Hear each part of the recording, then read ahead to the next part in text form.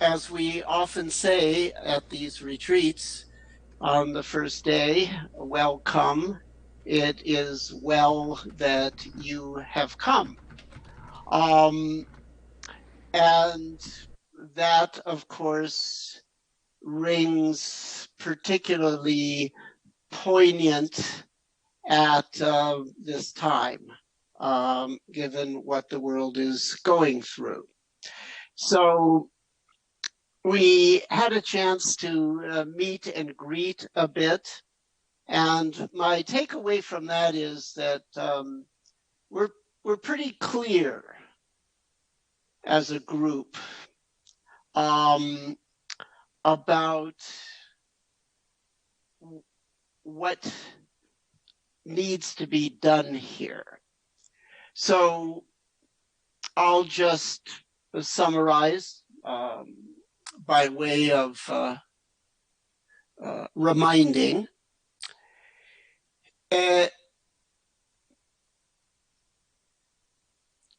One of the characteristics of someone who has a practice, that is to say, someone that has at least one technique, has a training regimen of pillars: retreat, life, get support, give support. That's someone who has a practice. One of the things that characterizes someone that has a practice is that no matter what is happening locally,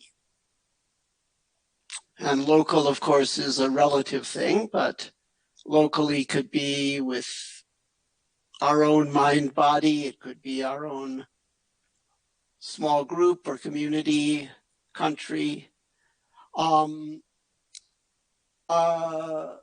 or it could be the whole world, but just localized to a certain moment in time. Whatever is happening locally for a practitioner, yeah, we're not indifferent. We act as effectively as we can. But we never forget the truly global, the big picture. The big picture is our life from cradle to grave. How will it be summarized?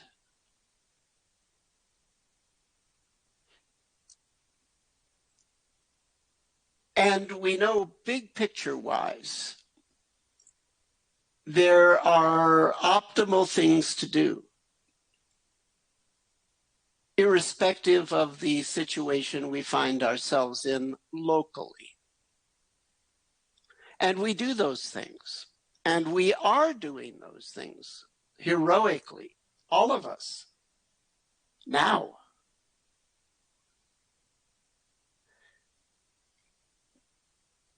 A number of you have gone through enormous challenge to do this program. You're heroes of consciousness.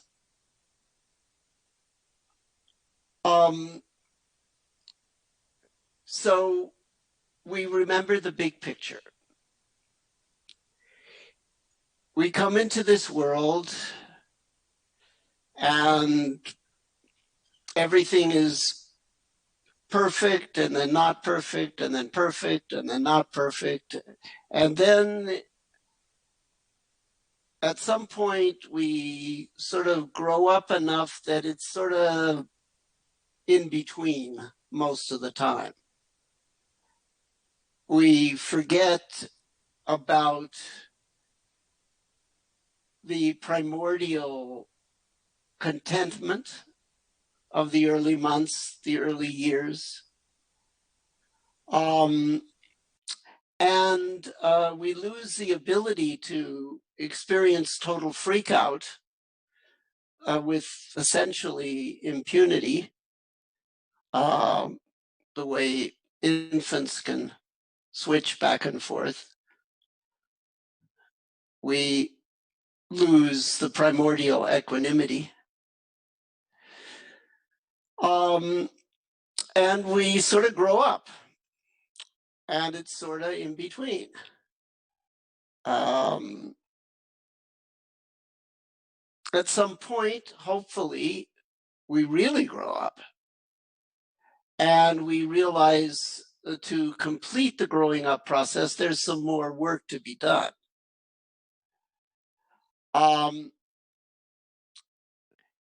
And that work is to go back to that place. It's like T.S. Eliot says, we shall not cease exploring, and the end of our exploration will be to, forgetting the exact words, come back to the place where we started, but know it for the first time. He calls it the source of the longest river. That's the river known as the multiverse, the space-time continuum, and everything that is its folds. So we go back, but know the place for the first time. We know it as an adult human.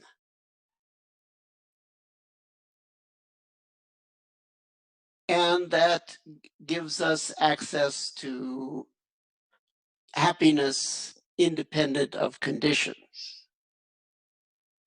It could be described a lot of different ways, and I guess the world is divided into two kinds of people: the people that enjoy the fact that these things can be described in a lot of different ways, and the people that find that very confusing and agonizing.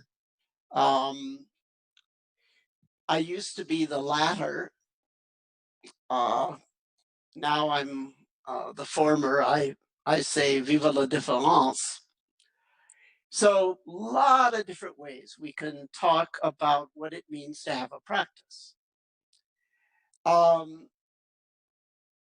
One way is we can say it's a journey from surface to source. Surface being what we experience most of the time, most humans, the objectified sense of self and world as thing and place. Source, I like to describe it in terms of absolute activity, expansion, contraction, absolute rest, cessation, zero, but just one way to talk about it.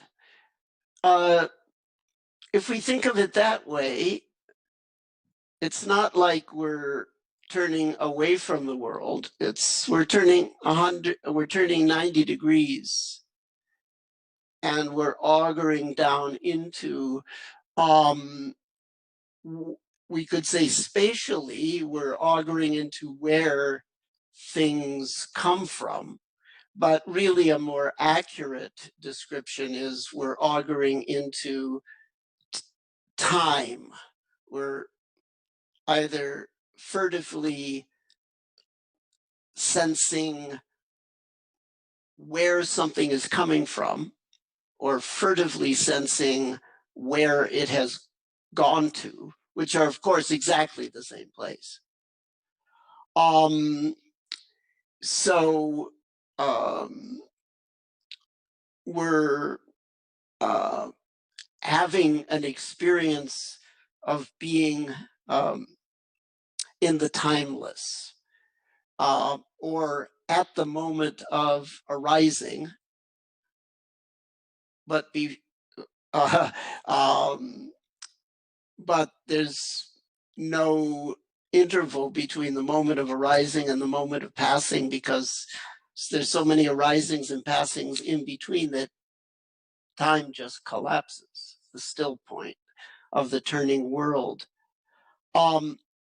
So really, source, if we say deep, is a spatial metaphor, but a more accurate way to describe it is uh, uh, just before in time. So the a journey from surface to source is one way to think of it. We can talk about phenomena that might occur as we make that journey. For some people, nothing special occurs. For other people, a pool of poison and pain is encountered. For other people, a magic world of wonderful archetypes is encountered. But as St. John of the Cross said, if you want to travel this road, you can't stop to pick the flowers or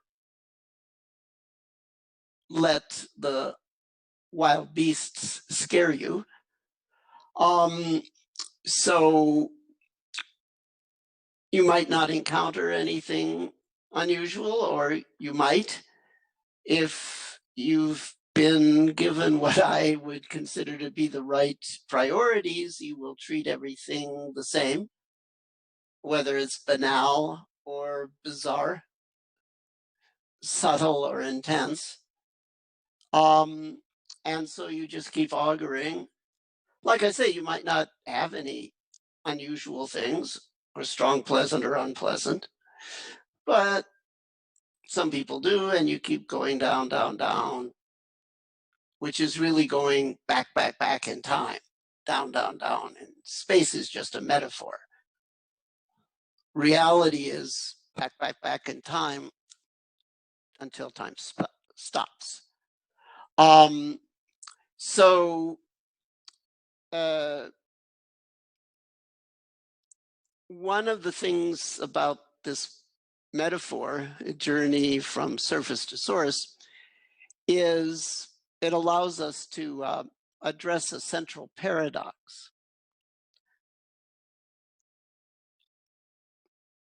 Going from surface down is actually a training process. You're training deeper and deeper levels of circuitry into non-self interference. The flavor of mindful awareness seeps into the depths of the senses and the motor circuits also, actually. So it's a training. We're actually creating happiness independent of conditions through training attention. That's one way to look at it. Another way to look at it is when you contact the quote source, or as I say, what more accurately should probably be called the moment.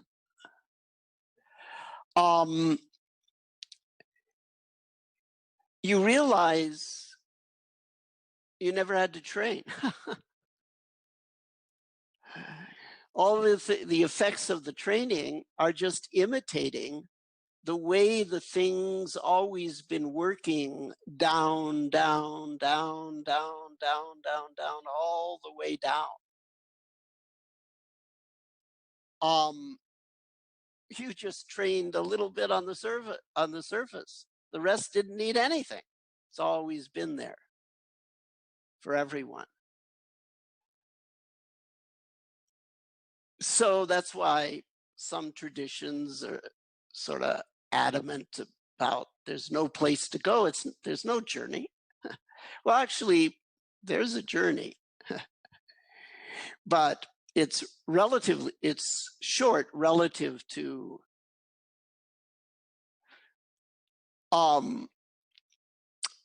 the primordial perfection that was always there. So it's like physics in its relationship to light historically. Is it a wave? Is it a particle? Finally, physics grew up. It's both. Is this path about cultivated improvement of our attention skills? Yes. We can think about it that way. Is this path about realizing essentially nothing needs to be improved? Yeah, there's a place to look that way. So, as I say, vive la différence. I like the complementarity. I think we can use it as physicists and engineers use the complementarity of the two sides of light. So having a practice means that no matter what happens locally in space-time in our lives, we remember the big picture.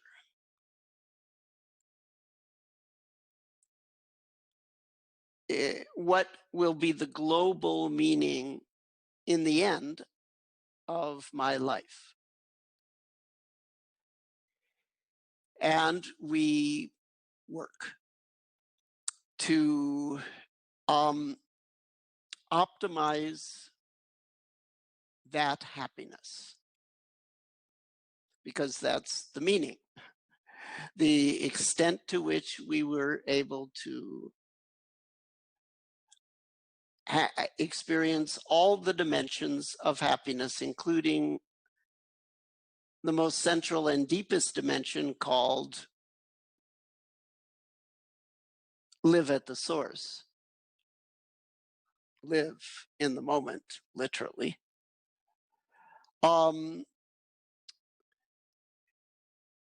That's the meaning. That's what it boils down to. So, of course, anyone that has realized the primordial perfection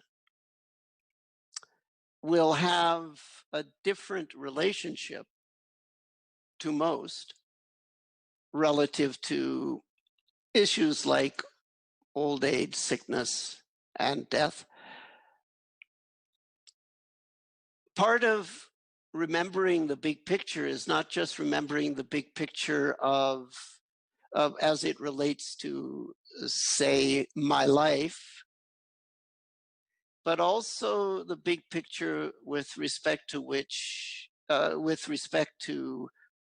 the reality of life. Did anyone who's on this path seriously think that time would keep going on and going on and going on without some unexpected bad doo-doo falling on everyone? Did anyone really expect that that wouldn't happen at some point? We don't know what it's going to be or how big it's going to be. Yeah, Corona is big. Not as big as a thermonuclear exchange. It's amazing to me we've been able to avoid that. I'm one of those people that grew up in fear of thermonuclear, of hydrogen bomb.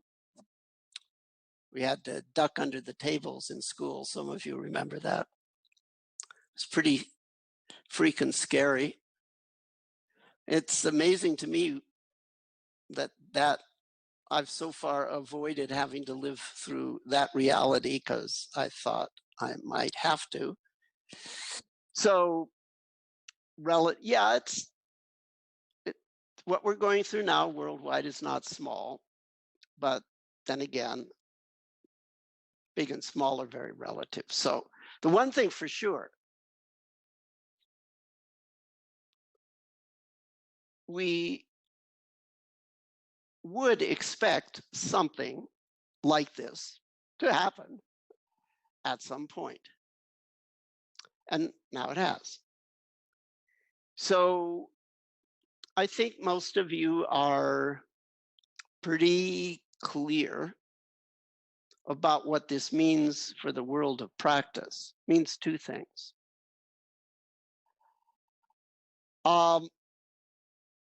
The first, the obvious, situation practice. People ask, how can I accelerate my practice?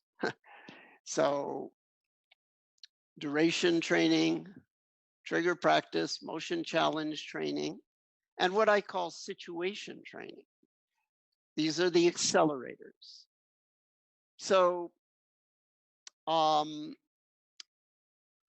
is a situation? What does it mean to, or rather, I should say, what does it mean to look upon a situation as an accelerator to practice? So we strategize. I may have to take effective action in this situation, but in addition to that, I'm allocating some time and energy to think it through. How am I going to utilize this situation as a training ground for my practice? Some of you may remember the back in the 60s, there were these books from an anthropologist at UCLA originally, Carlos Castaneda. The teaching, they were about the teachings of a Native American shaman who lived actually right here where I'm living in Tucson, Arizona, who he named Don Juan. The teachings of Don Juan, a Yaqui way of knowledge. And part of the knowledge that Don Juan imparted was the notion of what it means to be a person who can see, S-E-E. So he said, he being this Yaqui Indian, most people think of situations in terms of fortune and misfortune. But the person who can see looks upon every situation as a challenge because it shifts the accumulation point of the universe. The accumulation point of the universe is the fixated center of the self that releases into the expansion and contraction of the source. So that was Don Juan's way of talking about all of this. So for us, so it's a situation. What techniques am I going to use? What practice modes? This is if one cultivates this attitude throughout each situation of life, then it's a powerful accelerator for this practice. So that's the first point for us as practitioners. The second point is actually sort of practical.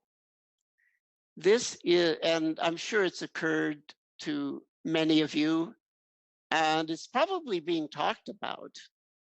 I don't follow these things very much, but I hope people in the practice community are talking about the fact that this is a premier opportunity to help people with this practice who may not yet have a practice, or who have a practice but have forgotten about situation training and are sort of freaking out. This is the perfect time for practice in the world. People are shut in, they don't have anything to do, they're realizing the big picture reality, um, that happiness dependent on conditions, pardon my French, but sort of sucks. This is a good time, of course, in a gentle and kind way, uh, not in a triumphalist missionary way. Um, this is a good. This is a good uh, situation for spreading this practice around the world in places where and communities where perhaps it hasn't been spread before. So that can be a bit of a positive. Historically, um, Buddhism came into China in the Han Dynasty, which was at that time very powerful, uh, more or less corresponds in many ways to the Roman Republic and the Roman Empire, about 400 years of very stable, except for a little glitch in the middle, but pretty stable period for China. And that's when Buddhism came in. But then afterwards, there was a period of horrific instability called the Sangguo, the Three Nations. And then after that, the North-South dynasties. And although the Three Nation period is glorified in Chinese fiction, it was a horrific catastrophe that wiped out a good portion of the country.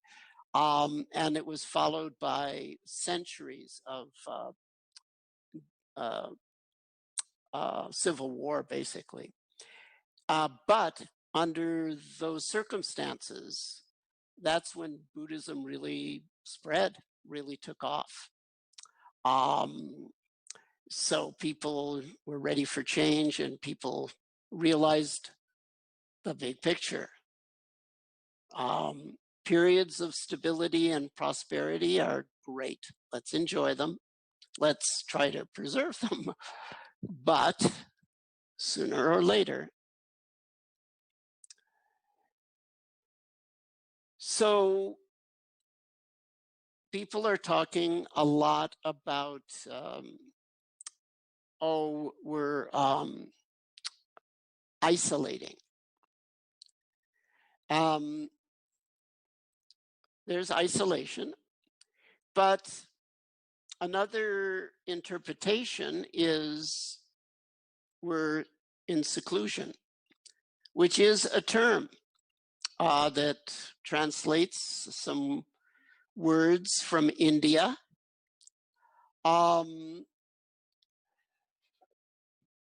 That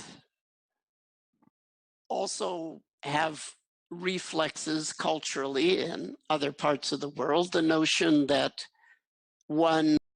if we sort of reinterpret isolation as seclusion, this is a way to language it for those of us that have practice.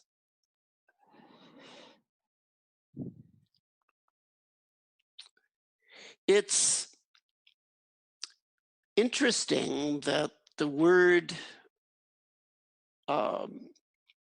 for seclusion one of the words for seclusion. There's actually a number of them. But the one that I like is Kevala, Kevala. You can look it up if you want, because it's both the practice and the goal of the practice in one word. Kevala means seclusion in the sense of I am going off to be by myself, to do sadhana, to do practice. So Kevala, I'm by myself. But it also means by myself, independent. I have a connection and a contentment and a safety that cannot be taken away. I am independent. My happiness is independent. So it's independent of conditions. So you go into seclusion, you become independent. But not indifferent.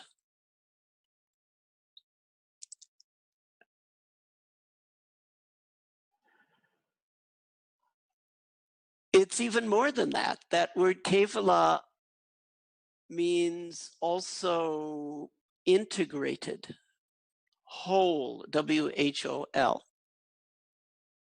in the sense that all the parts are fully connected. And yes, that's what it's like.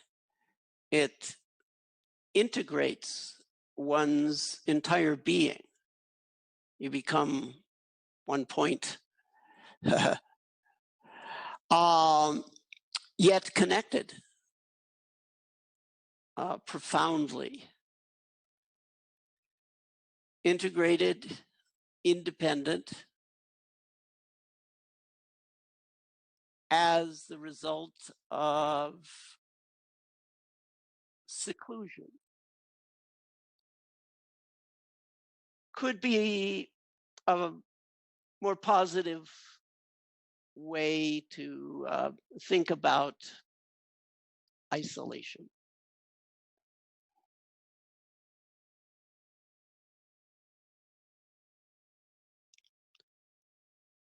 I think I am close to saying what I had in my belly tonight. I'm thinking of this theme of seclusion. There's a poem, but I don't know if I can remember it. Let's see. Mitte alle Mitten, Kern der Kerne, Mandel, die sich einschließt und versüßt. Dieses alles, bis an alle Sterne, ist dein Fruchtfleisch. Sei gegrüßt. Wow, I can't believe I remembered that. Now can I remember the English translation? It's on the internet. I did it many years ago. Center of all centers, core of cores, almond that enclosed itself to sweeten.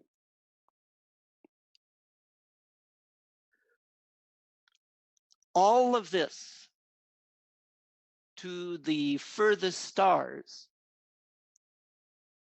is your fruit flesh.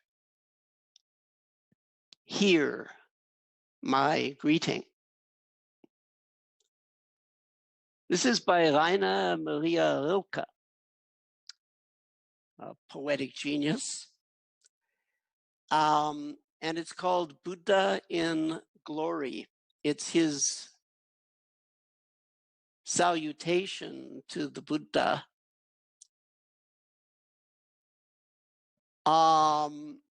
Congratulating him in the morning after his all-night sit that led to his liberation.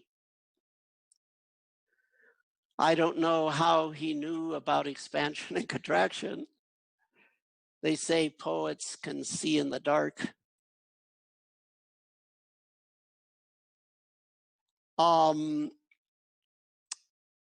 But center of all centers, core of core, almond that enclosed itself to sweeten.